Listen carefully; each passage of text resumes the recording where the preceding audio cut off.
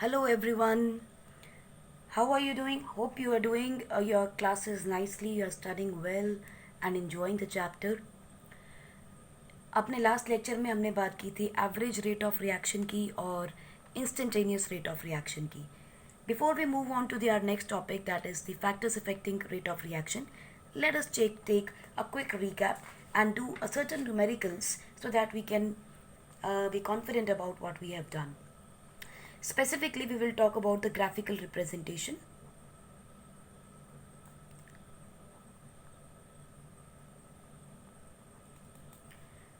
Graphical representation of rate of reaction.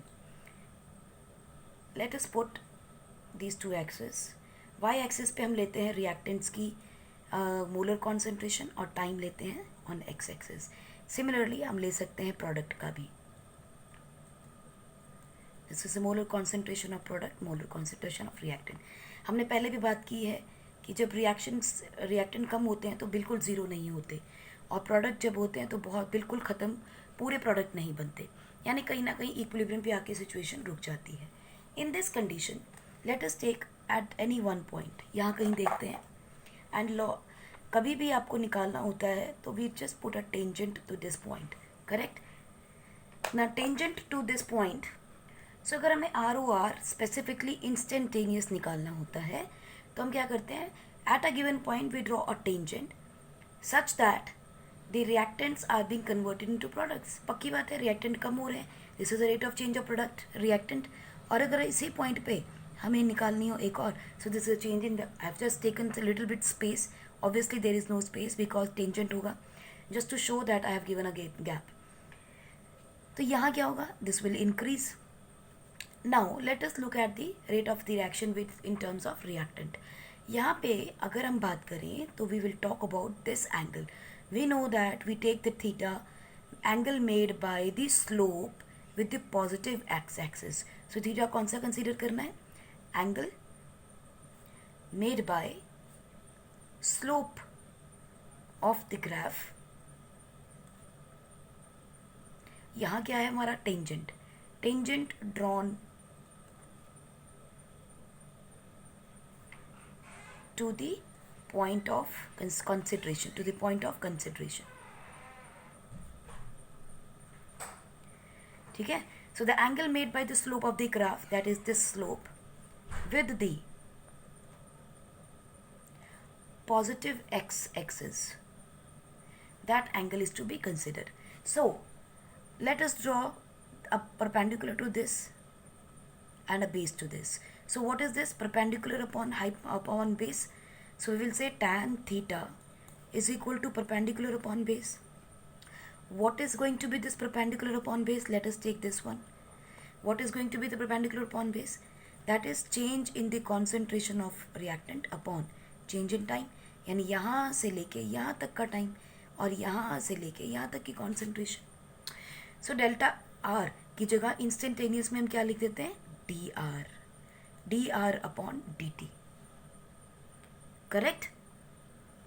हम इसमें एक एग्जाम्पल देखते हैं. Let us take ammonia, formation of ammonia. ठीक है, and we are given a graph. This is the molar concentration of H in the terms of moles per liter and this is the time in seconds. Correct. आपको यहाँ कुछ value, एक graph बना दिया और यहाँ कुछ वैल्यू दे दी. ठीक, this is T1, this is T2, this is molar concentration 1, molar concentration, this is 1, this is 2, because graph is moving downward. So पहले कॉन्सेंट्रेशन ज़्यादा होगी, फिर कॉन्सेंट्रेशन कम होगी. So how will you write the ROR for this reaction? ROR in terms of hydrogen will be minus 1/3 M2 minus M1 divided by T2 minus T1. So what is this, minus 1/3? What is M2? Let us put the value 6. What is this, 10? ठीक है, let's mark it as 2 and 4. Correct? So 6 में से 10 गए, कितने हो जाएंगे, -4. 6 minus 10 divided by 2. So minus से minus cancel हो जाएगा. So it will become 2/3 moles per liter per second. Correct. ये क्लियर होगी बात. अगर आपसे पूछे रेट ऑफ डिसअपियरेंस बता दीजिए इसका हाइड्रोजन का, तो आप क्या लिखेंगे? Change in the concentration of hydrogen upon delta T. Correct? So what is the change in the concentration of hydrogen? That can be easily calculated by ROR. क्योंकि हमें ROR की फॉर्म में पता है. What is ROR? Rate of reaction in terms of hydrogen क्या होगा? -1/3 delta H upon delta T. Correct? Delta H upon delta T निकालना है. ROR हमें पता है. This is 2/3 which is equal to -1/3 delta H upon delta T. Delta H की value negative आने वाली है, हमें पता है. ठीक है, इसीलिए नेगेटिव लिखा है हमने. So what is going to happen? This is going to cancel. So delta H की concentration upon delta T is equal to 2 moles per liter per second, because rate of disappearance will always be positive. Correct? चलिए, let's do one question quickly. 2p plus 3q gives us r and you are given a graph. ये mostly इस तरह के question आपको competitions में आएंगे बच्चों. The angle is given to you 45 degree. Time is given in seconds. This is moles per litre. आपको कुछ भी और नहीं गिवन है, ये रिएक्शन और ये सब कुछ दे दिया. They are asking you find ROR and R of appearance of R, यानी प्रोडक्ट की अपीयरेंस बताइए and rate of the reaction बताइए. पड़ गई मुश्किल?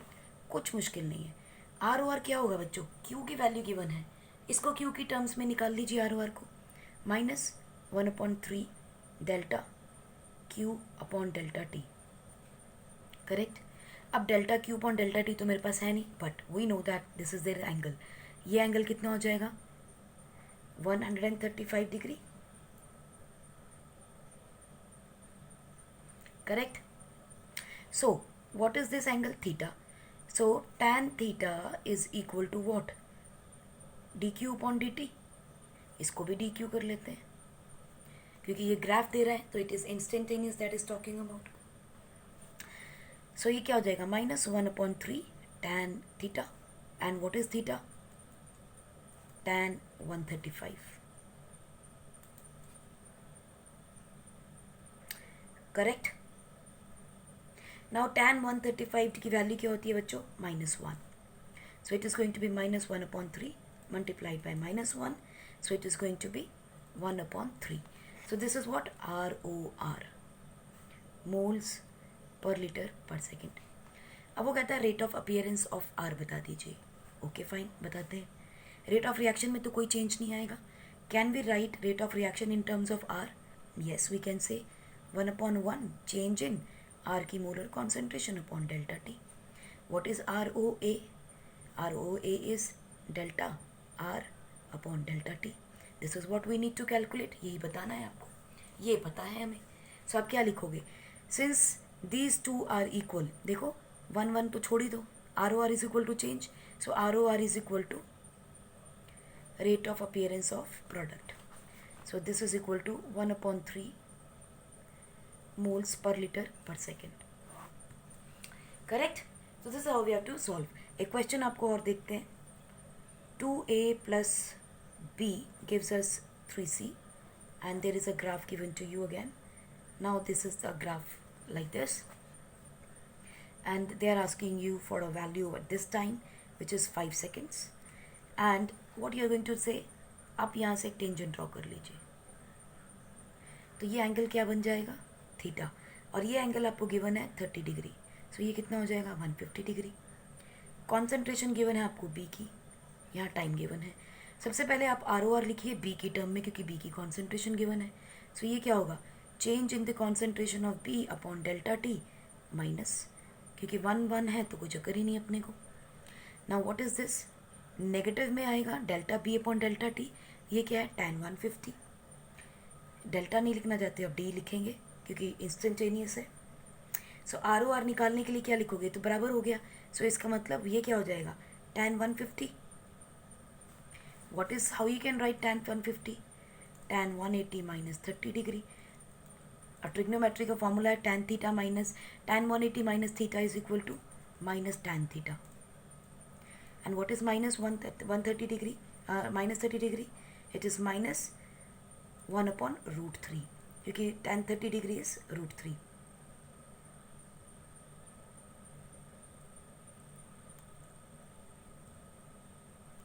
Tan 30 degree is -√3. So this is going to be your ROR.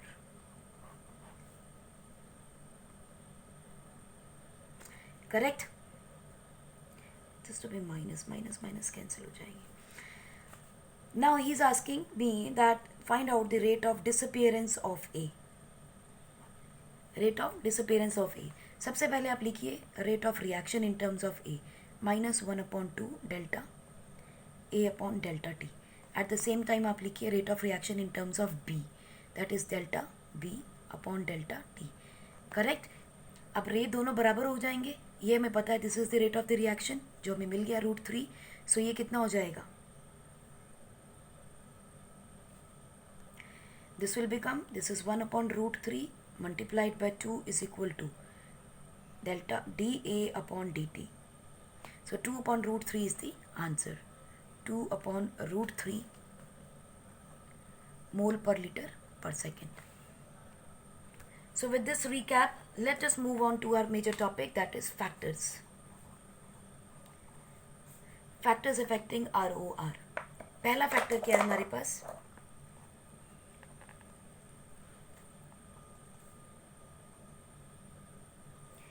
Nature of reactant. ठीक, nature of reactant में सबसे पहली चीज आती है आपके पास ionic and covalent compound. Ionic compounds के अंदर ions are already there, are already present, और यहाँ पे आयंस बनाने पड़ेंगे. टू प्रोड्यूस आयंस और टू प्रोड्यूस कटायन और anion we need energy. Covalent bonds को तोड़ने के लिए एनर्जी चाहिए. Now this as a result ये ऑलरेडी प्रेजेंट है, यहाँ बनाने पड़ेंगे. सो rate of reaction in ionic compounds is faster than rate of reaction in covalent compounds. One thing. Second concept is for homogeneous and heterogeneous solutions or compounds. ठीक है? Homogeneous के अंदर एक चीज कॉमन आएगी, that they will have same size particles and as a result the force of attraction will be more, क्योंकि size same है, एक दूसरे को बाइंड कर पाएंगे. ठीक है? सो होमोजीनियस में आपस में घुल जाते हैं. For example we talk of always that organic जो है वो ऑर्गेनिक में डिजॉल्व हो जाता है ना. इनऑर्गेनिक सब्सटेंस या सॉल्वेंट्स जो सॉल्यूट सॉल्वेंट होते हैं वो इनऑर्गेनिक में सॉल्व हो जाते हैं, इजीली डिसॉल्व हो जाते हैं. लेकिन हेट्रोजीनियस में क्या हो रहा है? पार्टिकल्स का साइज सेम नहीं है, पार्टिकल का साइज डिफर करता है, आड़े तिरछे हैं. ठीक है? As a result force of attraction जो है वो कम हो जाती है, इज लेस, क्योंकि फोर्स ऑफ अट्रैक्शन डिफरेंस है. यहाँ क्या है? Is more. सो आप देखेंगे कि हेट्रोजीनियस कंपाउंड्स के अंदर रिएक्शंस जो होती है, तो rate of reaction of heterogeneous is less than the rate of reaction of homogeneous. तीसरा चीज आप देखेंगे कि प्रोडक्ट कैसे बनते हैं, केमिकल नेचर, यानी कि केमिकल नेचर कैसी होगी, chemical nature of compounds. Nature of reactant ही है ना, सो ना केमिकल नेचर ऑफ कंपाउंड्स कैसी है. अगर तो स्टेबल रिएक्टेंट है हो सकता है, या फिर स्टेबल प्रोडक्ट बन सकते हैं. जिस रिएक्शन में स्टेबल प्रोडक्ट बनेगा वो फॉरवर्ड डायरेक्शन में जाएगी, जिसमें रिएक्टेंट स्टेबल होगा प्रोडक्ट अनस्टेबल होगा, रिएक्शन फॉरवर्ड में नहीं जाएगी. सो इसका मतलब stability of reactant is inversely proportional to rate of reaction, and rate of reaction is directly proportional to stability of products.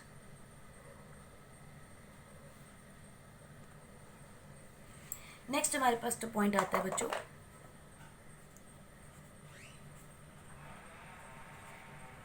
Physical nature of reactants.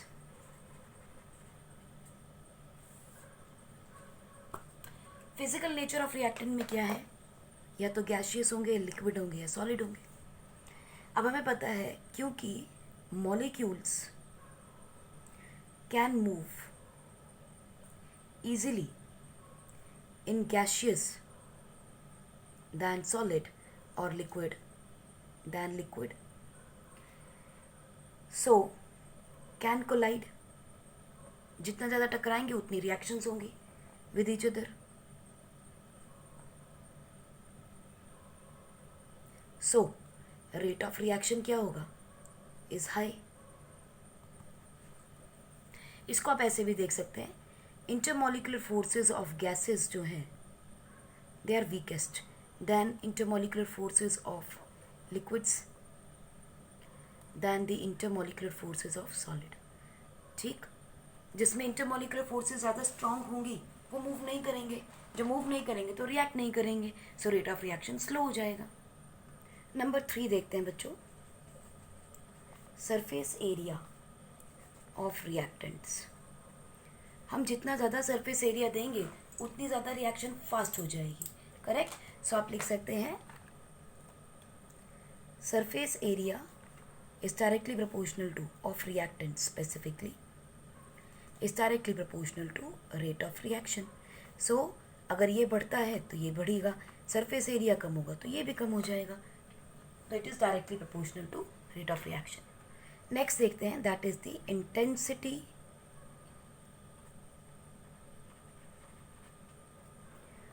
Of light.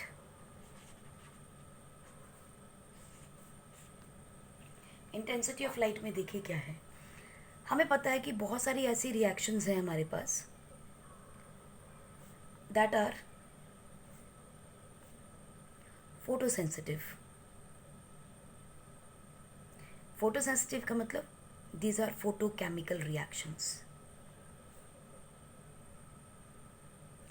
Right. एक बड़ी popular example है जो हम करते हैं, H2 + Cl2 gives us 2HCl in the presence of HNO. What is this HNO? HNO is nothing but the photons. ठीक, जितने ज़्यादा फोटोन्स होंगे उतनी ज़्यादा रिएक्शन हो जाएगी। सो हमें पता है from our class 11 topic atomic structure में पढ़ा था कि अगर इंटेंसिटी ऑफ लाइट बढ़ती है, increases, so number of photons will increase. अगर फ्रीक्वेंसी बढ़ती है तो इलेक्ट्रॉन निकलेगा, लेकिन अगर इंटेंसिटी बढ़ती है तो नंबर ऑफ इलेक्ट्रॉन जो निकल रहे हैं वो इंक्रीज करेंगे। इंटेंसिटी का मतलब है, फॉर एग्जांपल पावर इंक्रीज कर रहे हैं आप, पावर ऑफ लाइट। जैसे हम बल्ब लगाते हैं ना, 100 वॉट का बल्ब, 200 वॉट का बल्ब, वैसे ही, ठीक है। सो पावर ऑफ आप लगा लो, जैसे 100 वॉट का बल्ब है, 200 वॉट का बल्ब है, so you are increasing the intensity. So इसका मतलब क्या है, rate of reaction in the such cases is directly proportional to number of photons. So this is directly proportional to intensity of light.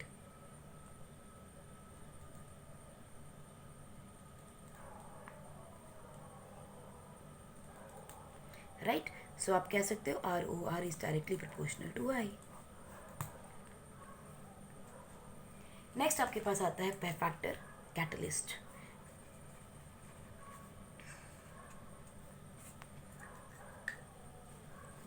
Catalyst जो है reaction के rate को बढ़ा भी सकता है, कम भी कर सकता है, लेकिन हम यहाँ पर इसके पॉजिटिव फैक्टर को इंक्रीज को कंसीडर कर रहे हैं। So we are going to say that catalyst that increases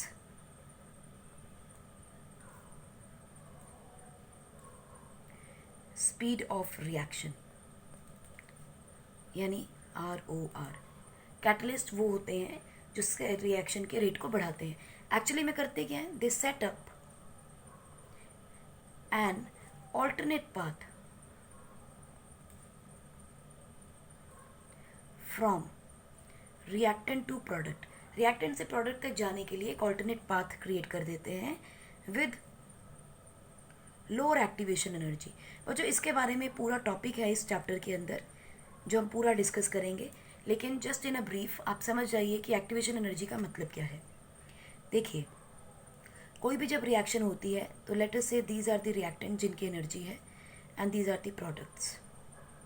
ठीक है, मान के चलते हैं तो रिएक्टेंट प्रोडक्ट तक ऐसे नहीं होता लाइन से जुप करके पहुंच गए, नो, उनको एक एनर्जी बैरियर को क्रॉस करना पड़ता है and then it reaches the product.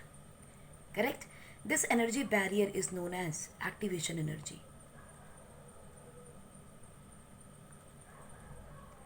ठीक है, this is known as activation energy.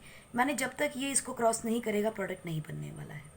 ठीक है, this is the energy versus concentration, energy versus concentration graph. ठीक है, ओके।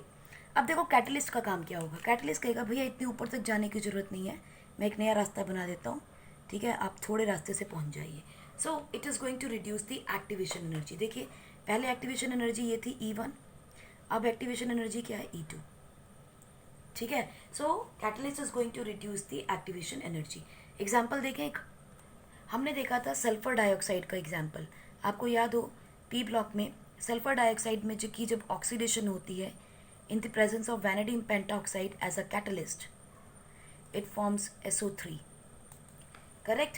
यहाँ पे ROR is directly proportional to the concentration of vanadium pentoxide. जितना ज़्यादा कैटलिस्ट होगा उतना तेज रिएक्शन होगा, because catalyst is going to reduce the activation energy. So कहते हैं कि ROR बच्चों ज़रूरी नहीं। ठीक है, इट मे और इट मे नॉट, हो सकता है डिपेंड करे, हो सकता है ना डिपेंड करे ऑन कैटलिस्ट, मगर इस रिएक्शन में डेफिनेटली वो कैटलिस्ट पे डिपेंड करती है। नेक्स्ट हमारे पास आता है temperature, which is an important factor. Temperature बच्चों जनरली नॉट ऑलवेज, मैं आपको फिर बता रही हूँ, ज़रूरी नहीं, क्योंकि एक्सोथर्मिक एंडोथर्मिक रिएक्शन में रेट ऑफ रिएक्शन में चेंज हो जाता है। ये हम पढ़ेंगे जब हम आर्हीनियस इक्वेशन के बारे में बात करेंगे। लेकिन जनरली अगर हम देखें तो what happens, rate of reaction increases with increase in temperature.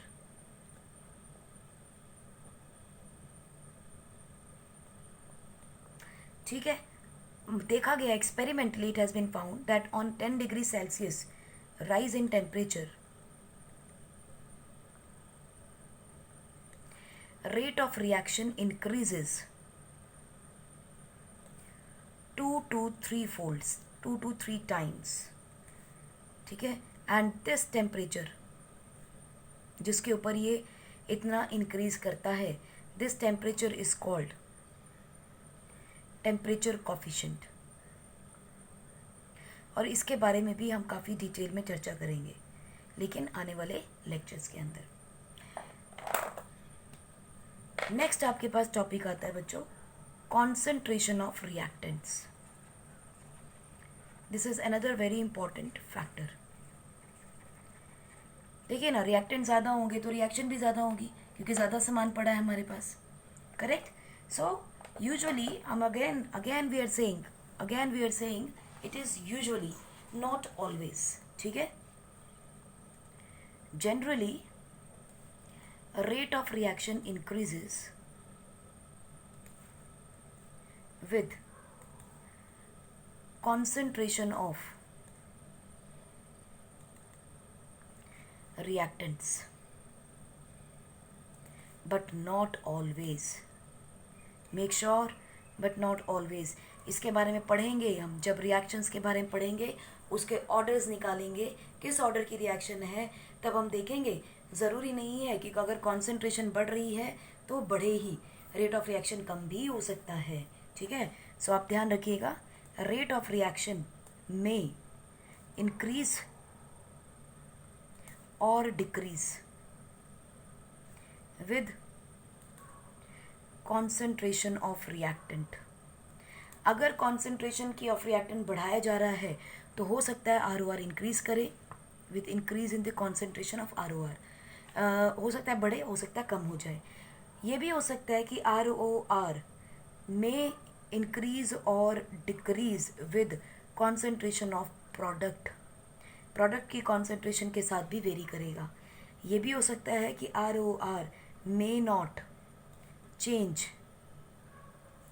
with molar concentration of reactant and molar concentration of product and or हो सकता है वो रिएक्टेंट प्रोडक्ट किसी पे भी डिपेंड ना करे, but rate of reaction depend on only catalyst, ये भी पॉसिबल है. सो ये सारी चीज़ें हम पढ़ेंगे जब हम रेट ऑफ रिएक्शन के मतलब ऑर्डर ऑफ द रिएक्शन पढ़ेंगे, वहाँ ये सब चीज़ें आपकी क्लियर होंगी. Now let us move our next topic, that is rate law and its expression.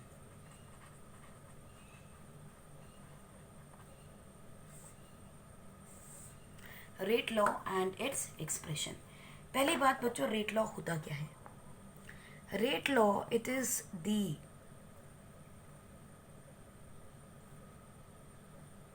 expression in which reaction rate is given in terms of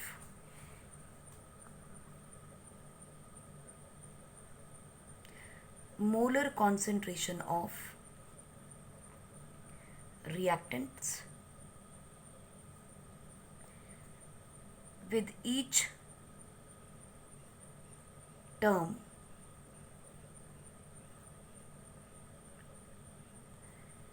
raised to some power. Point is, I'm not saying stoichiometric coefficients, I'm saying some power.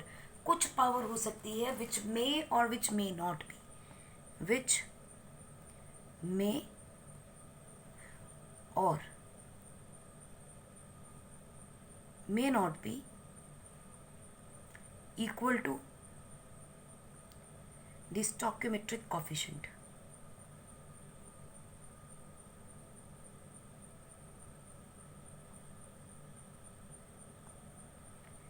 हो सकता है उसके बराबर हो सकता है उसके बराबर ना हो, ऑफ द रिएक्टिंग स्पीशीज.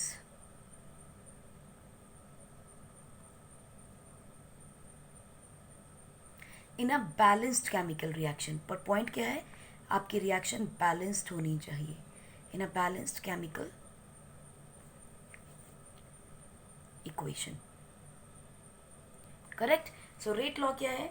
एक ऐसी एक्सप्रेशन जिसके अंदर हम मोलर कॉन्सेंट्रेशन लेते हैं रिएक्टेंट्स की, raise to the power some number which may or may not be equal to stoichiometric coefficient, provided the reaction is balanced. जरा इसको लिख के देखते हैं, क्लियर हो जाएगा.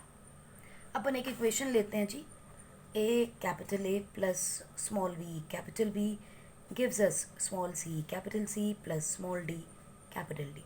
Just to understand, we have just taken a simple reaction where A, B and small c small d are the stoichiometric coefficients. अब हमने क्या कहा है, रेट लॉ का एक्सप्रेशन कैसे लिखेंगे? Rate is equal to molar concentration of the reactant, हो गई, and these are raised to the power not A, B, C, D. It can be X, it can be Y, because X is not may or may not be equal to A, Y may or may not be equal to B. ये दोनों ही conditions possible हैं, इसीलिए हमने उसको X और Y लिखा है. Correct. सो बच्चों, हम क्या कह सकते हैं, मान लीजिए अगर हमें R लिखना है तो we will say that R is directly proportional to, not equal to, it is directly proportional to the molar concentration of reactant raised to power some number, or R is also equal to and R is also equal to B raised to the power Y some number. So अगर हम दोनों को combine करें, so it will be R is directly proportional to A raised to the power X and B raised to the power Y. Now what is this R? We know it is ROR. This is equal to raised to sign of proportionality आएंगे तो we'll write K A की power X and B की power Y. Now यहाँ पे आपको ध्यान रखना है, ये जो ROR हम यहाँ निकाल रहे हैं, this is an experimental value. This is the experimental value. K क्या है? It is the rate constant. A और बी क्या है? These are the molar concentrations. और एक्स और वाई क्या है? These are the numbers, different numbers which may or may not be equal to stoichiometric coefficient. Correct? अब अगर हमें यहाँ से बताना हो what is the order of reaction, देखिए बड़ा मज़ा आने वाला है इस चैप्टर में. Order of reaction अगर बताना हो, so how will you write? Order of reaction is always the sum of these two numbers. Order of reaction is sum of numbers to which molar concentration of reactants is raised. That is x plus y. This will give you n. And what is this n? This is the order of the reaction. Correct? अब ये जो n है, ये जो निकल के आएगा आपका n, this can be positive, this can be negative, this can be 0 or it can be a fraction. So इसका मतलब order of reaction कुछ भी हो सकता है. Correct? यहाँ पर जो x होगा बच्चों, इसे हम बोलते हैं order of reaction with respect to a. क्यों? क्योंकि a raised to the power x था. ठीक है. सिमिलरली y के लिए क्या लिखेंगे? Order of reaction with respect to b. ये हो गया x, ये हो गया y. Order of the reaction raised to the b. Correct? So अगर आपको पूछा जाए overall order क्या है of reaction, तो आप कहेंगे it is x plus y given to n. This is the overall order of reaction. अब थोड़ी सी बात हम रेट कांस्टेंट की भी कर लें, जब ऑर्डर की भी बात कर ली तो. सो रेट कांस्टेंट क्या है बच्चों? k. रेट कांस्टेंट को हम k कहते हैं. It is also the velocity constant, या इसे हम लोग एक और नाम से जानते हैं, that is called as specific reaction rate. कई नामों से जाना जाता है, जैसे हमारे भी बड़े सारे नाम होते हैं, है ना. सिमिलरली के भी बड़े सारे नाम हैं. Rate constant, velocity constant, specific reaction rate, कई नामों से इसको हम बोलते हैं, denoted by capital K. Now we know that ROR is equal to K, A की पावर X and B की power Y, right? And we know that this is called as a rate law expression, and it is an experimental value.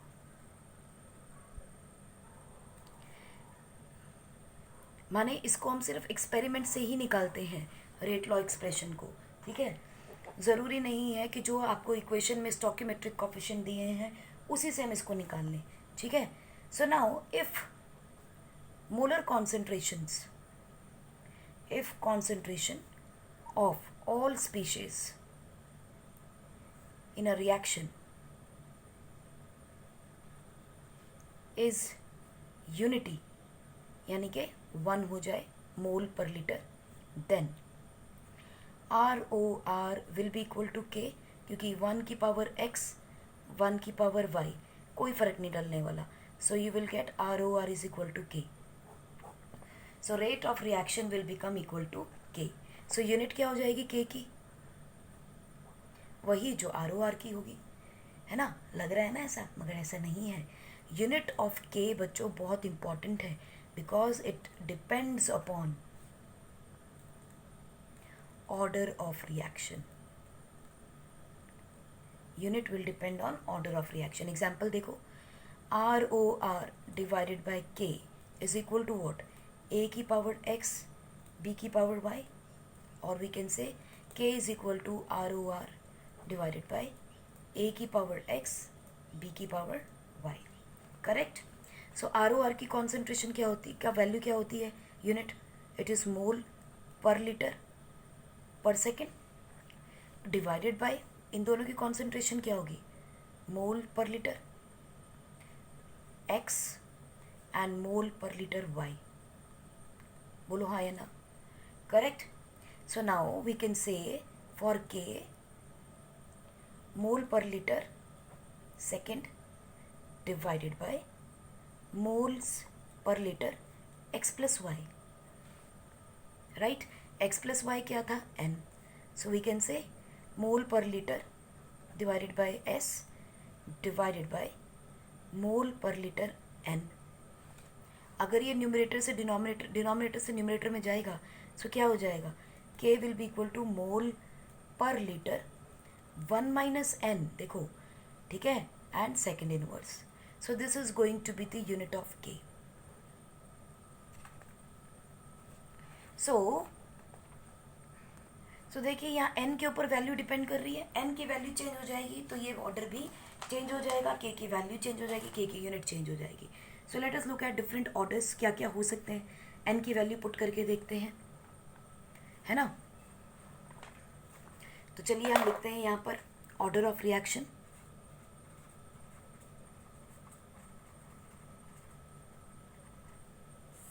या तो order 0 हो सकता है, 1 हो सकता है, 2 हो सकता है, फ्रैक्शन हो सकती है, कुछ भी हो सकता है. 0, 1, 2 एंड फ्रैक्शन. जो 0 होती है इसे हम बोलते हैं zero order reaction. This is called as first order reaction, second order reaction. ठीक है, इसे हम फ्रैक्शन के हिसाब से नाम दे देंगे. सो देखिए k की वैल्यू क्या लोगे आप, k की यूनिट्स क्या आएंगी, 0 पुट करेंगे तो यहाँ क्या होगा 1. सो इसकी यूनिट क्या होगी, moles per litre per second, यानी कि इक्वल टू ROR. अगर फर्स्ट ऑर्डर होगा 1 आ जाएगा तो 0 हो जाएगी, this will become equal 1. So it is second inverse. Second order हो जाएगा तो क्या हो जाएगा, it will be mole inverse, litre inverse and second inverse. सब के सब इनवर्स में आ जाएंगे. करेक्ट. अगर फ्रैक्शन में हुआ तो कैलकुलेशन हमें करनी है, तो आप क्या लिखोगे, moles per litre 1 minus 1/2 second inverse. तो क्या हो जाएगा, 2 माइनस 1 1 1/2. माइनस में है सो माइनस माइनस प्लस हो जाएगा. So it will be moles per litre 3/2 पर सेकेंड. 3/2, 2 1 2 प्लस 1, ठीक है, 3/2 पर second. So this is how the mole value of or the unit of K will keep on changing according to the order of reaction. कुछ examples करके देखते हैं तो हमें और अच्छे से क्लियर हो जाएगा.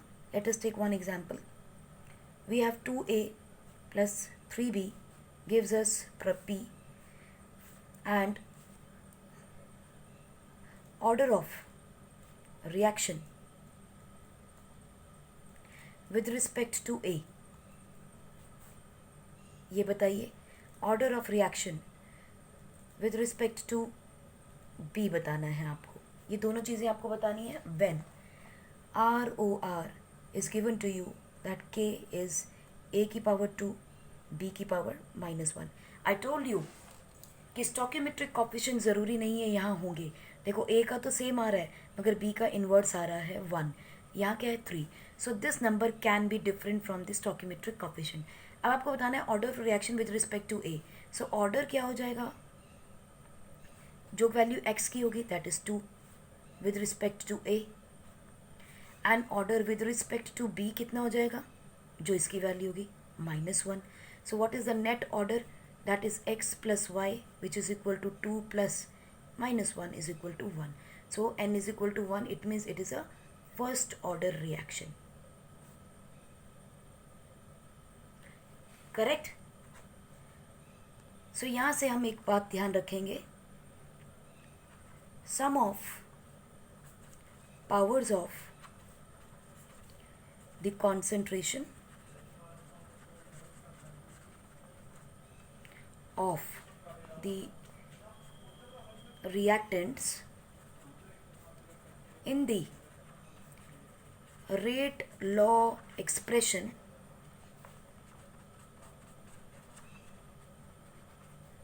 is called the order of that chemical reaction.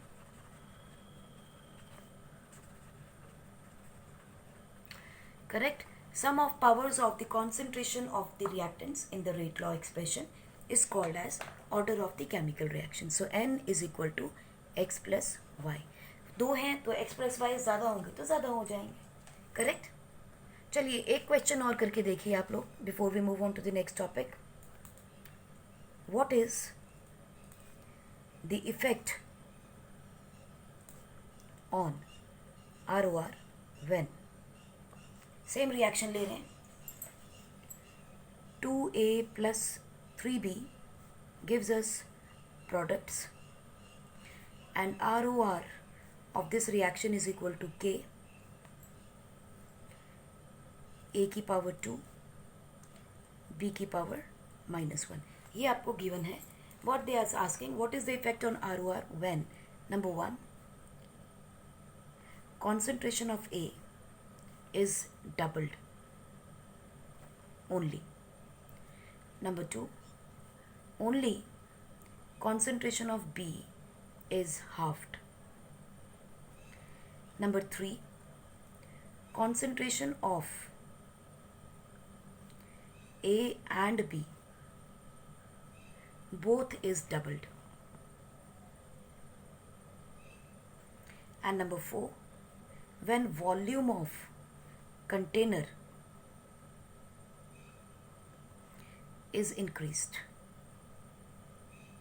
by 3 times. ठीक है. अब देखो पहला केस देखते हैं. सबसे पहले क्या है, concentration of A is doubled. अगर ए की कॉन्सेंट्रेशन डबल कर रहे हैं तो पहले ए था, अब क्या लिखेंगे 2A. सो सिंपल लिख लेते हैं. ROR will be equal to K 2A की पावर 2 B की पावर -1.